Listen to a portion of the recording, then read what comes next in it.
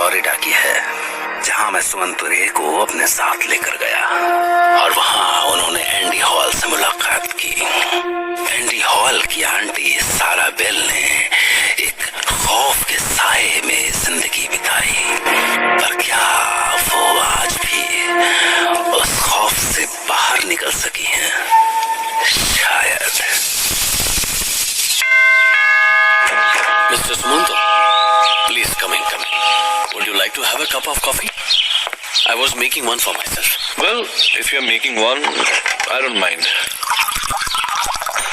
Thanks. I think I should start telling you right from the beginning. अब वो haunting doll की waste Florida के museum में है। एंड यू नो, कुछ लोग आज भी कहते हैं कि उन्होंने म्यूजियम में रखी उस डॉल को ब्लिंक करते हुए देखा है, बल्कि कुछ लोग तो उसको चलते हुए देखने का भी दावा करते हैं। एक्चुअली ये सब बहुत पहले शुरू हुआ था, बैक इन 1897। यहाँ की वेस्ट में एक ऑटो फैमिली रहती थी। उनका प्लांटेशन का बहुत बड़ा बिजनेस था और इसीलिए उनके यहाँ बहुत सारे मजदूर भी काम करते थे।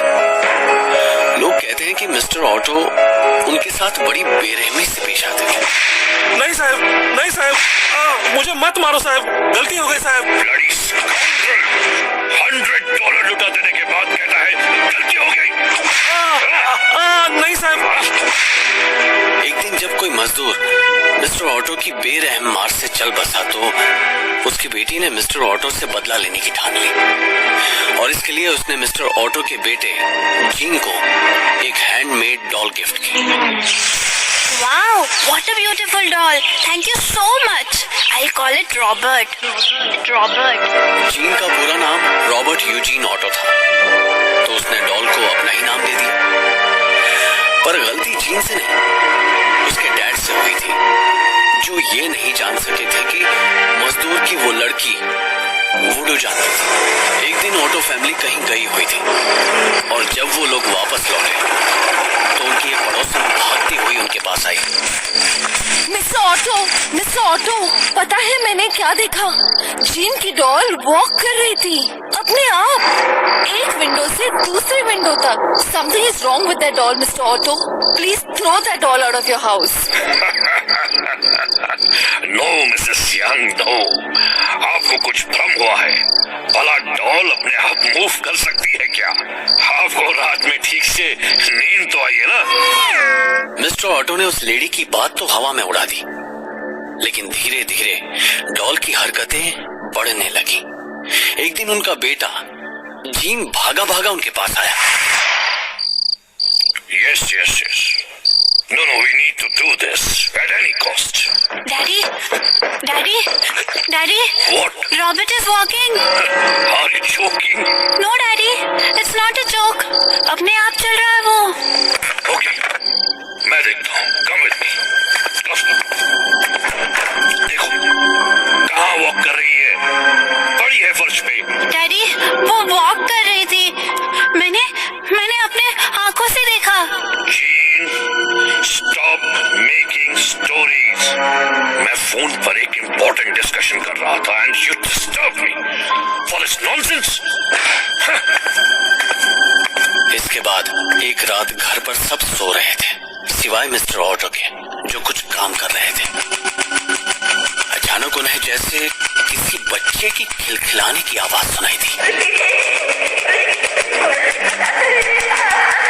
डिस्टर्ब होकर उन्होंने काम रोक दिया। ये अब जीन को क्या हो गया है? आधी रात को जगकर क्या कर रहा है? दिमाग खराब हो गया इस जीन का। पर जब वो जीन के कमरे में पहुंचे तो जीन तो सो रहा था। जीन, अरे ये तो सो रहा है। फिर वो आवाज किसकी थी? तभी उन्होंने रॉबर्ट को फर्श पर पड़े देखा। ये जीन भी सब कुछ यहाँ वहाँ फैला के रखता है, जैसे मैं उसका बाप नहीं उसका नौकर हूँ। उन्होंने रॉबर्ट को उठाकर टेबल पर रख दिया, पर उससे रखकर वो जैसे ही पलटे कि उन्हें कुछ आवाज सी सुनाई दी और उन्होंने देखा कि जिस डॉल को अभी उन्होंने टेबल पर लेटा के रखा था वो बैठी हुई उन्हें घूर रही थी। Am I dreaming? ये कैसे हो सकता है? I think I'm taking too much stress nowadays. इतना सब कुछ होने के बाद भी मिस्टर ऑटो सच्चाई का एहसास नहीं कर पाए और एक रात अचानक उन्होंने जीन की चीखें सुनी और उन्होंने चिल्ला के अपनी वाइफ को आवाज दी। क्या हुआ है जीन को? I don't know, dear. Come, please come with me. Gene! और वो जब भाग के जीन के कमरे में पहुंचे तो उनकी वाइफ आंखें फाड़े जीन की ओर देख रही थी। जीन बेड पर पड़ा तड़प रहा था और उसके पास ही बेड पर रॉबर्ट अपने दोनों पैरों पर खड़ा था, जीन को घूरता हुआ। मुझे बचा लो डैडी, ये मुझे मार डालेगा। Please daddy, please. No no no,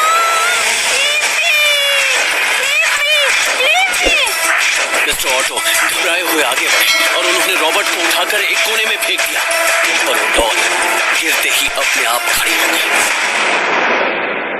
और फिर मिस्टर ऑटो ने उसकी आवाज सुनी।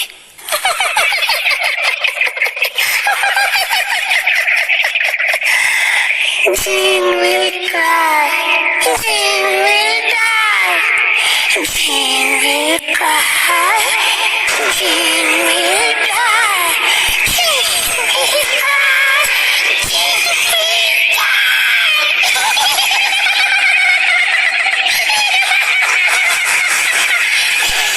दहशत से कांपते हुए मिस्टर ऑटो ने रॉबर्ट को कमरे की ही दुछत्ती पर फेंक दिया और किसी तरह जीन को उठाया और वहां से भाग निकले। वो जान गए थे कि रॉबर्ट कोई डॉल नहीं, उनके बेटे की मौत की आहट है और अगली सुबह ही वो हमेशा के लिए उस इलाके को छोड़कर चले गए। रॉबर्ट सालों तक उसकी दुछत्ती पर पड़ा रहा। इसके बाद उस घर को ऑटो फैमिली ने गेस्ट हाउस बना दिया, पर कोई भी गेस्ट जब रॉबर्ट के खिलखिलाने की आवाज सुनता या उसे दुछत्ती पर इधर से उधर चलता देखता तो भाग खड़ा होता और इस तरह धीरे धीरे ऑटो फैमिली के गेस्ट्स ने भी वहां जाना बंद कर दिया।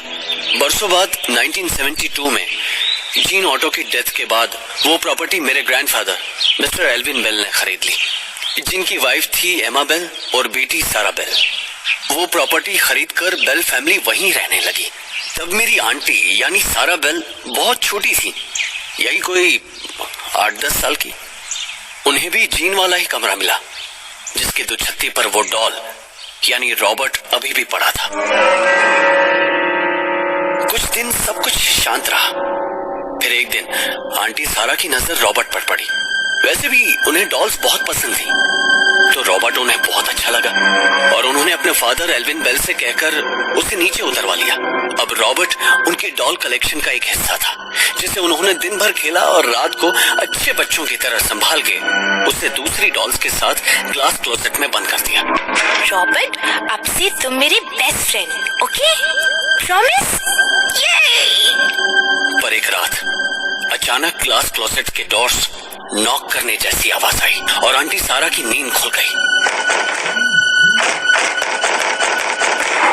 उन्होंने देखा कि ग्लास क्लोसेट के दरवाजे कांप रहे हैं।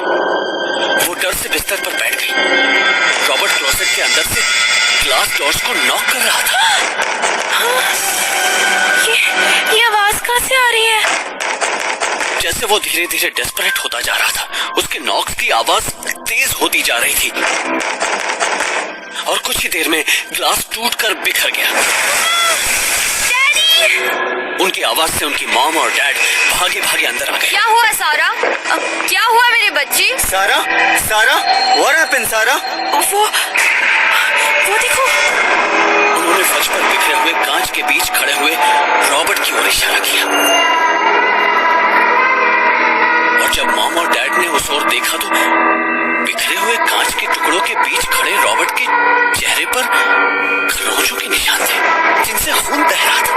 और तब तो उनकी आंखें फैल गई जब रॉबर्ट सिसकते हुए उनकी ओर बढ़ा।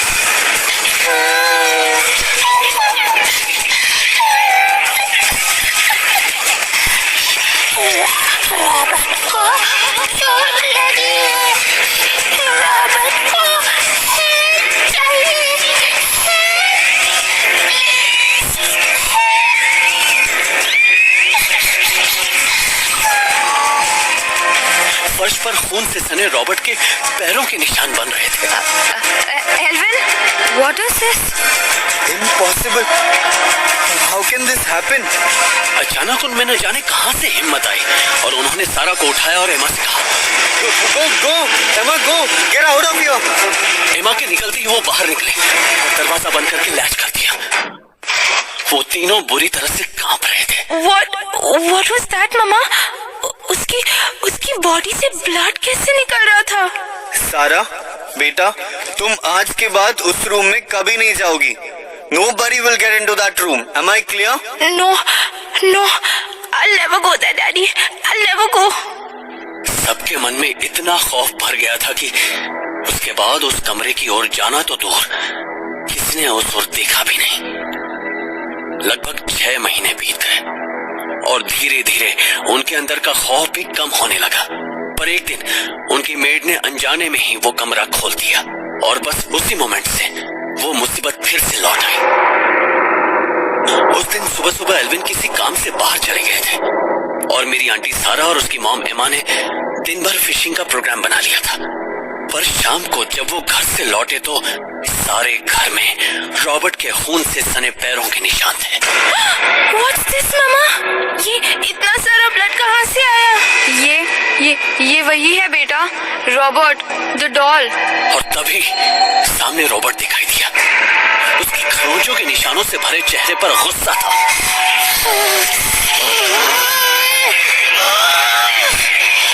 You little guy, you almost killed me. You locked me in that closet. You locked me. तुझे पता है मेरा दम घुट गया वहाँ। पता है कैसा लगता है दम घुटने से? पता है? I'm sorry, Robert. I'm sorry.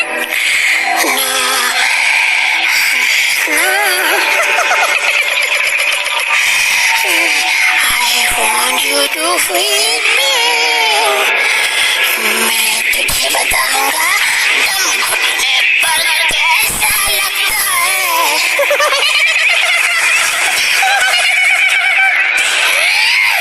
और वो उछल के सारा की गर्दन पर चढ़ गया। सारा छटपटा रही थी और वो उनका गला दबा रहा था।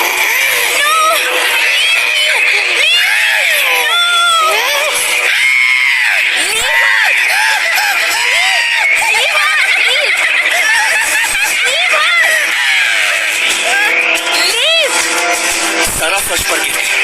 उनकी मॉम भी रॉबर्ट से जूझ रही थी। तभी अचानक एल्विन लौट आए और ये नजारा देखकर वो भी रॉबर्ट पर टूट पड़े। Daddy, help me, Daddy. Help me, Daddy. उसने रॉबर्ट को सारा के गले से नोचकर दूर उछाल फेंका। तो रॉबर्ट फिर से खड़ा हो गया। Now this little girl will remember me for life, for all her life.